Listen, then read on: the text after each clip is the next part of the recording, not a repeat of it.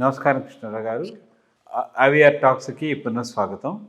ఈ మధ్య గత 10-12 రోజుల క్రితం నుంచి తిరుమల తిరుపతి దేవస్థానంలో వివాదాస్పదమైనటువంటి విషయాలు మళ్ళీ తెర మీదకి రావడం జరిగింది. సో దాని పరిణామంలోనే ఇప్పుడు లడ్డు వివాదం ఒక పక్కన ఒక రకంగా ఉండేటట్టయితే అసలు హేతుబద్ధమైన సాంప్రదాయ పద్ధతులను పాటించడము, వీటి మీద కొత్త విషయాలు మనకి డిస్కషన్లోకి వచ్చాయి. దీనిలోనే అన్యమతస్థులు అంటే హిందువులు కాని వాళ్ళు దేవాలయంలోకి ప్రవేశించకపోయే ముందర స్థపథం కానీ లేకపోతే అక్కడ ఒక డిక్లరేషన్ ఇవ్వాలనేటువంటిది అనాదిగా వస్తున్నటువంటి ఆచారము.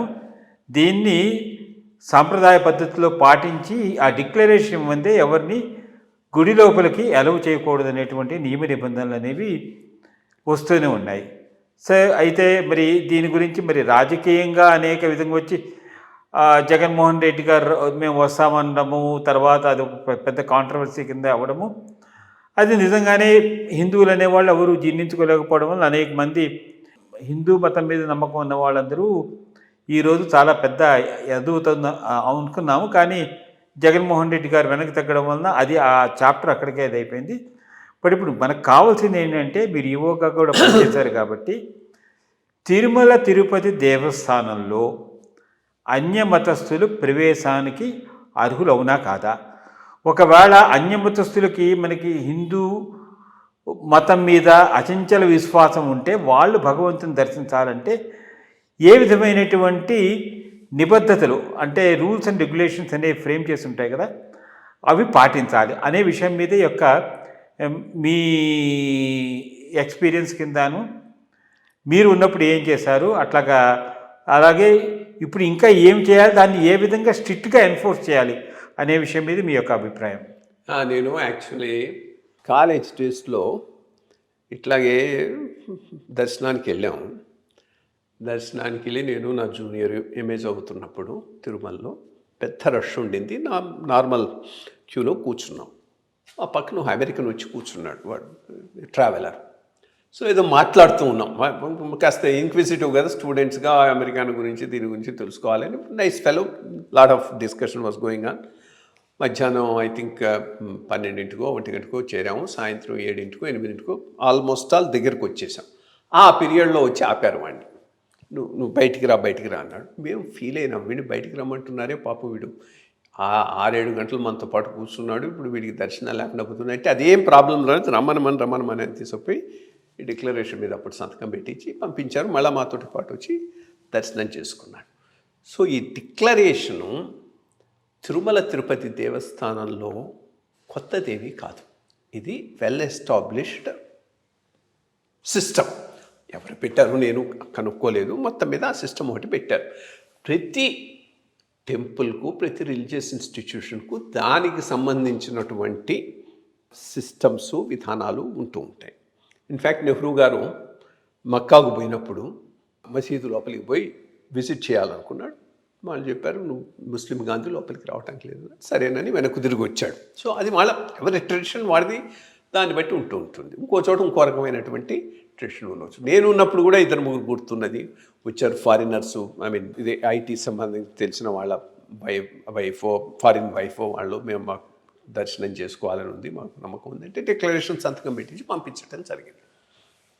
సాధారణమైన భక్తులు ఎవరికైనా కానీ అదే వర్తిస్తుంది. అది సీఎం అయినా కానీ చేయాల్సిన అవసరం అయితే ఎంతైనా ఉన్నది. జగన్మోహన్ రెడ్డి గారు లాస్ట్ టైము ముఖ్యమంత్రిగా ఉండి ఈ బ్రహ్మోత్సవాలకు వస్త్రం తీసుకొని వెళ్ళినప్పుడు సతీ సమేతంగా పోయి ఉంటే బాగుండేది. తప్పకుండా డిక్లరేషన్ మీద సంతకం పెట్టాలని ట్వీటు పోస్టు చేశాను. అప్పుడు 2-3 తడవలు చేశాను. బికాస్ కరెక్ట్ కాదు, అది పద్ధతి కాదు ఆయన చేసింది. కానీ ముఖ్యమంత్రిగా ఉన్నప్పుడు అడిగేవాడెవడు? You are all in all. అక్కడ ఉన్న ఈవో నీ కింద సబార్డినేటు, అర్చకుల వాయిస్ లేదు. సభ్య హిందూ సమాజం కూడా చాలా వరకు దాని విషయంలో అంత చలనం లేకుండా పోయింది. కాబట్టి చేయగలిగాడు, చేశాడు, వచ్చాడు. అధికారంలో ఉన్నప్పుడల్లా పోయిస్తూ ఉన్నాడు. మరి సత్యసభితంగా ఎప్పుడు వెళ్ళలేదు, డిక్లరేషన్ మీద ఎప్పుడు సంతకం పెట్టలేదు. మరి ఈరోజు సాధారణ భక్తుడిగా పోయినప్పుడు ఇక ప్రివిలేజెస్ ఎక్కడ ఉంటాయి? ఆ రోజైతే సరే తప్పకుండా డిక్లరేషన్ పెట్టి పోవాల్సిన అవసరం ఎంతైనా ఉన్నది. ఇది సెక్యులరిజం ఇష్యూ కాదు. సెక్యులరిజం అంటే మా సిస్టము మిగిలిన సిస్టములకు వర్తించాలని ఎక్కడా లేదు. ఎవరి సిస్టమ్ వాళ్ళది, ఎవరి పద్ధతి వాళ్ళది. ఈ టెంపుల్కు ఈ సిస్టమ్ పెట్టారు. దీని అర్థం ఏంది? ఎవరిని ఎక్స్క్లూడ్ చేయము, బట్ ఒక కమిట్మెంట్ ఇచ్చి వెళ్ళమని, మించి ఇంకేమీ లేదు. సో తప్పకుండా ఇది పెట్టి వెళ్ళి ఉండాలి. ఇన్ఫ్యాక్ట్ పెట్టి వెళ్ళి ఉంటే బాగుండుండేది. నన్ను అది ఇన్సిస్ట్ చేశాక నేను వెళ్ళలేదంటే అది ఆయన ఇష్టం అనుకో, వెళ్తాడా రాడా అనేది అది విషయం. బట్ తప్పకుండా ఇది వెల్ ఎస్టాబ్లిష్డ్ సిస్టము. ఇన్ఫ్యాక్ట్ ఇది ఏ రకంగా ముఖ్యమంత్రులకు ప్రధానమంత్రులకు కూడా వర్తింపచేయాలనే దాని మీద ఆలోచించాలి మనం as a Hindu society. Because ఒక సిస్టమ్ ఉన్నప్పుడు నేను ముఖ్యమంత్రిని కాబట్టి నేను సంతకం పెట్టాల్సిన అవసరం లేదు, సంతకం పెట్టినంటే కుదరదు. ఇన్ఫ్యాక్ట్ సోనియా గాంధీ సంతకం పెట్టింది, తప్పు. సోనియా గాంధీ సంతకం పెట్టలేదని ఇందాక ఎవరు అంటున్నారు, కరెక్ట్ కాదు. ఎందుకంటే నాకు బాగా తెలుసు. నేను లేనప్పుడు నా బ్యాచ్మేట్ ఐవి సుబ్బారావు ఉన్నాడు. ఎంత టెన్షన్ పడ్డాను అనేది ఒకతరం నాకు వివరించాడు.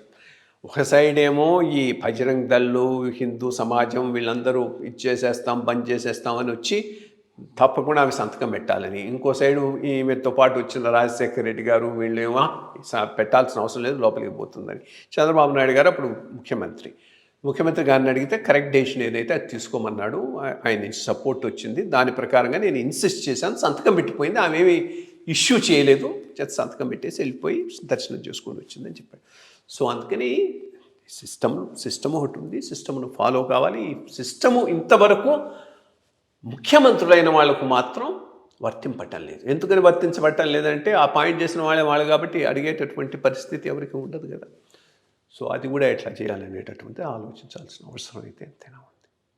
అదే అంటే హిందూ మతం మీద అచంచల విశ్వాసం మాకు ఉన్నది పరమతస్థులైన అని ఒక డిక్లరేషన్ కనుక ఇస్తే ఏ విధమైనటువంటి అభ్యంతరం లేకుండా దర్శనం చేసుకో సరిపోతూనే ఉంటుంది. ఇన్ఫ్యాక్ట్ ఇది తిరుపతిలోనే కాదు, ఈవెన్ మనం సౌత్ సైడ్ వెళ్తే మరి అక్కడ చాలా మటుకు మగవాళ్ళు వెళ్ళేటప్పుడు పైన ఈవెన్ బనియను అవన్నీ కూడా తీసేసేసి వాళ్ళు ఎలవ్ చేయరు. అందువల్ల ఒక పద్ధతి, ఒక కట్టుబాటు ఉన్నదాన్ని అందరూ ఆచరించాల్సిన అవసరం అయితే డెఫినెట్గా ఉంది.